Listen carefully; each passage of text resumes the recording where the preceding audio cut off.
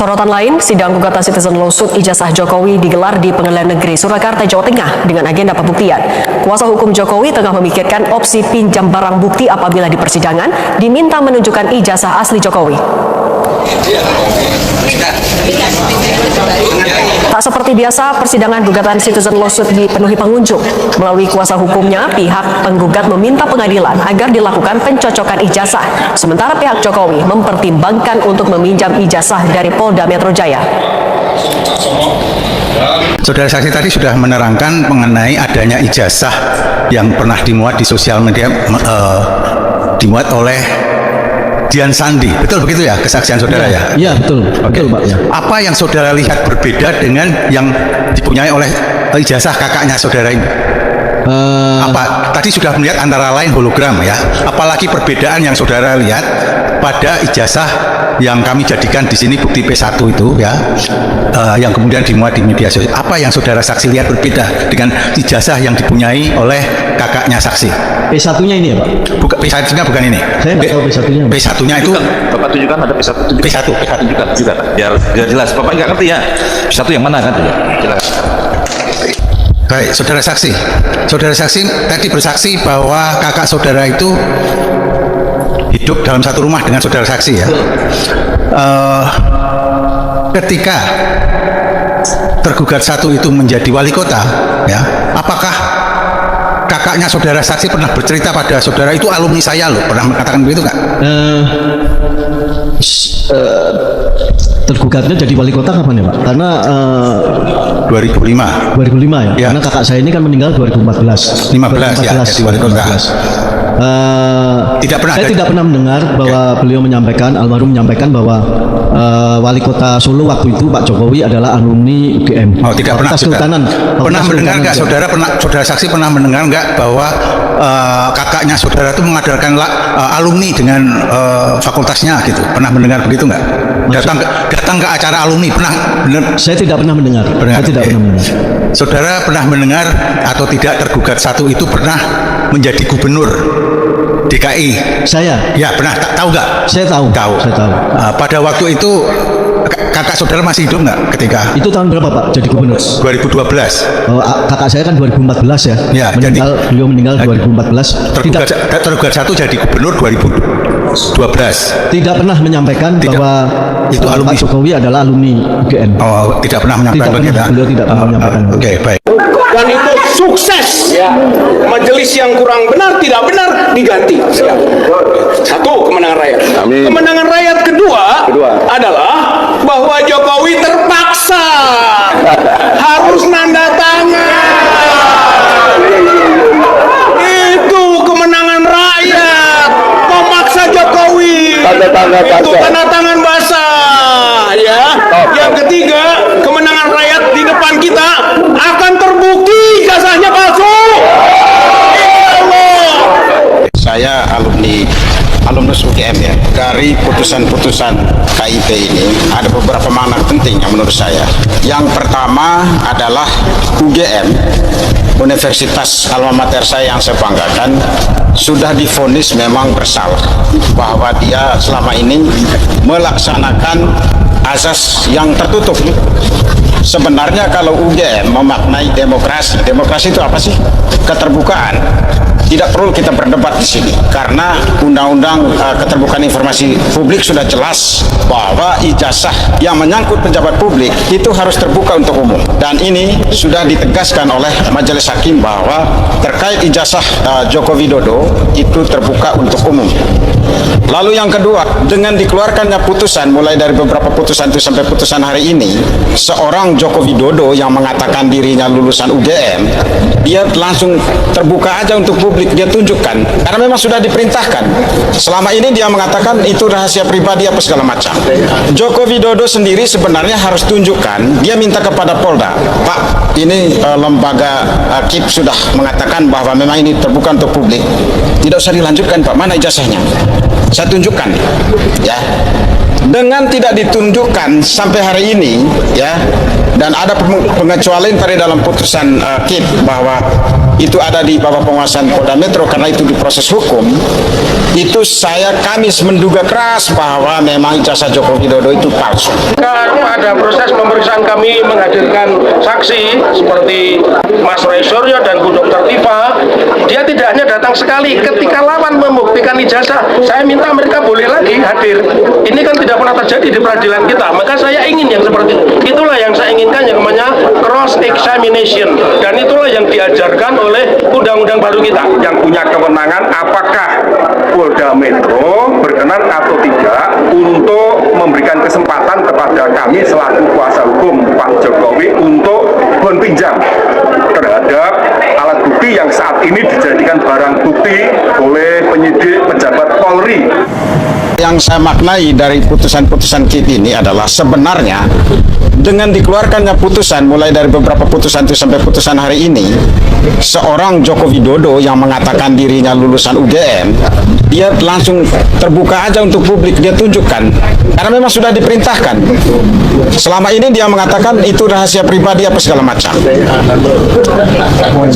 Joko Widodo sendiri sebenarnya harus tunjukkan, dia minta kepada Polda, Pak, ini lembaga KIP sudah mengatakan bahwa memang ini terbuka untuk publik, tidak usah dilanjutkan Pak, mana ijazahnya, saya tunjukkan ya. Dengan tidak ditunjukkan sampai hari ini ya, dan ada pengecualian tadi dalam putusan KIP bahwa itu ada di bawah penguasaan Polda Metro karena itu diproses hukum, itu kami menduga keras bahwa memang ijazah Joko Widodo itu palsu. Ya. Ijazah dia tidak punya ijazah asli. Kami menduga keras. Nah, kalau punya ijazah asli, karena selama ini dia berlindung bahwa itu adalah dokumen pribadi yang tidak boleh diketahui oleh publik. Dengan adanya putusan ini dia langsung keluarkan. Saya tunjukkan ke publik. Ijazah yang selama ini kita tunggu-tunggu, ijazah yang selama ini kami pertanyakan, kemudian ditunjukkan kepada kami secara terbatas. Nah, ada 2 ijazah yang ditunjukkan tadi, ya, dibuka dari segel, ya, yaitu ijazah SMA Pak Joko Widodo, dan kemudian yang kedua adalah ijazah sarjana kehutanan UGM.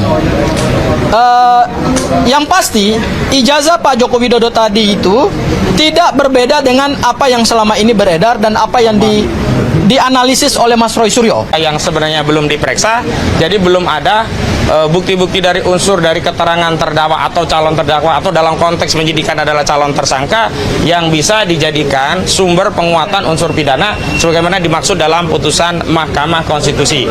Selanjutnya tadi penyidik menjanjikan kepada kami dalam waktu dekat akan mengeluarkan surat pemanggilan pada ahli yang meringankan, dan kami sudah sonding ada 4 ahli, ada ahli bahasa linguistik forensik, ada 2 ahli pidana, ada 1 ahli ITE, dan juga ada 2 saksi yang meringankan.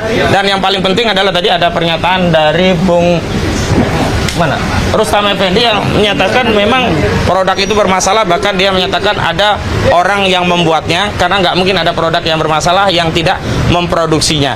Dan ini semuanya memang akan menjadi terang benderang nanti saat di pengadilan. Sekali lagi, ini juga membantah dakwaan atau tuduhan kuasa hukum saudara Joko Widodo kalau ijazah itu ditunjukkan nanti akan terjadi chaos. Chaos apa? Chaos tomat, chaos sambal. Nggak ada chaos. Justru tadi sempat ditanya apa relevansinya. Kami sebenarnya sudah jawab berulang-ulang, dan dalam forum ini kenapa kami meminta untuk ditunjukkan kepada klien kami selaku tersangka, karena mustahil orang ditetapkan dengan tersangka dipersoalkan menyatakan ijazah palsu tapi belum ditunjukkan ijazahnya. Nah, tadi kepentingannya adalah agar tahapan dalam proses penetapan tersangka itu menjadi sah. Kenapa? Karena ada proses untuk menunjukkan barang yang dipersoalkan, sehingga udah biarin aja Bang, sehingga menjadi jelas orang itu dipersalahkan karena masalah apa, begitu loh. Jadi kalau dia tidak tahu dipersoalkan dengan apa, maka menjadi tidak jelas dia itu ditersangkakan dengan apa. Jadi sekali lagi statement saudara Joko Widodo juga kembali lagi terbukti berbohong, yakni ternyata ijazah itu bisa ditunjukkan oleh proses gelar perkara khusus. Tidak semuanya harus ke persidangan. Tapi sekali lagi menunjukkan barang bukti tadi bukan berarti mengakui keabsahan barang bukti tadi, karena proses keabsahan itu nanti akan dibuktikan di pengadilan. Karena itu kami menunggu proses persidangan setelah segala proses dan tahapan prosedur di tingkat penyidikan ini menjadi lengkap dan sempurna. Dan kami tadi sempat ditanya, Sah dia, ijazah goib lah itu. Ijazah itu goib, nggak ada kira-kira nggak ada. Sama goibnya dengan ijazah bapaknya. Bapaknya bohong tentang ijazah, anaknya juga mau bohong tentang ijazah. Bung, ini kalau dituntut itu berapa triliun itu oleh Pak Falal itu. Pak Falal itu menuntut sekian triliun, dan duit itu bukan untuk Pak Falal.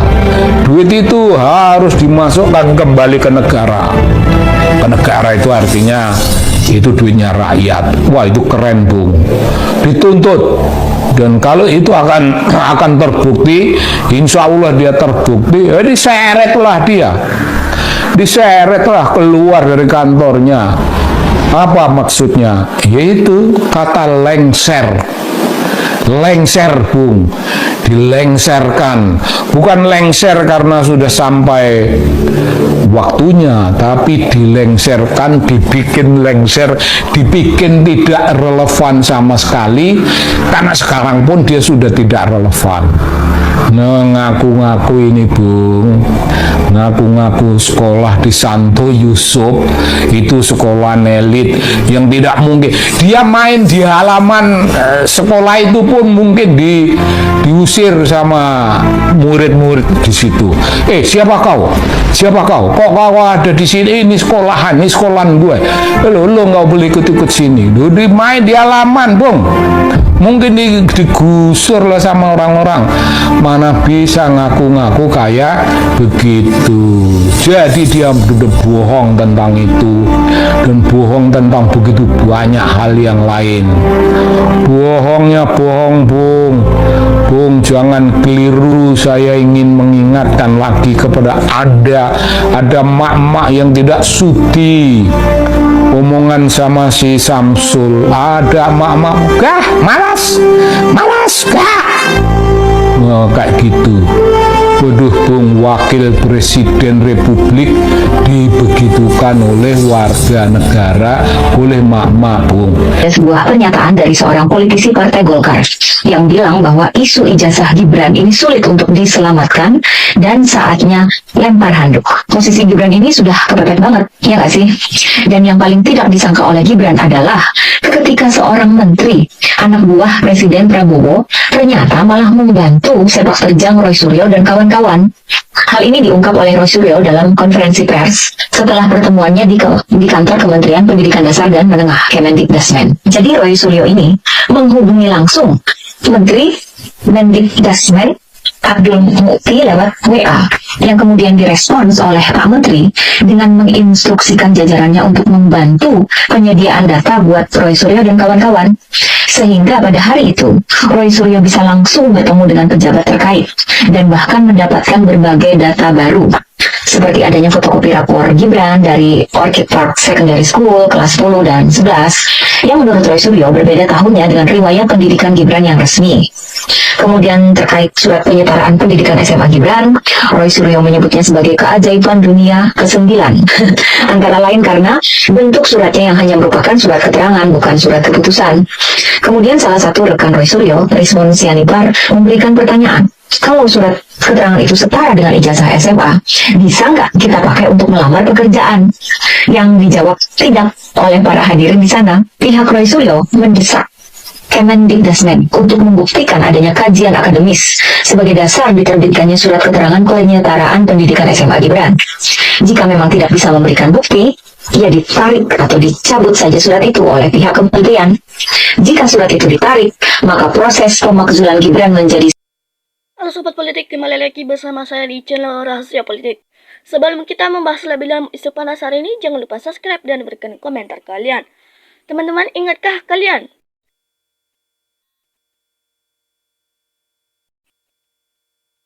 Teman-teman, ingatkah kita tentu belum lupa dengan janji terbuka yang disampaikan oleh Bapak Presiden Joko Widodo pada Desember lalu. Ya, di mana teman-teman saat itu beliau secara terbuka menyatakan di hadapan medis bahwa diperintahkan oleh majelis hakim beliau akan hadir langsung dan membawa seluruh ijazah aslinya mulai dari SD, SMP, SMA hingga ijazah S1 dari Fakultas Kehutanan UGM. Namun teman-teman, apa yang terjadi dalam persidangan terbaru di PN Solo?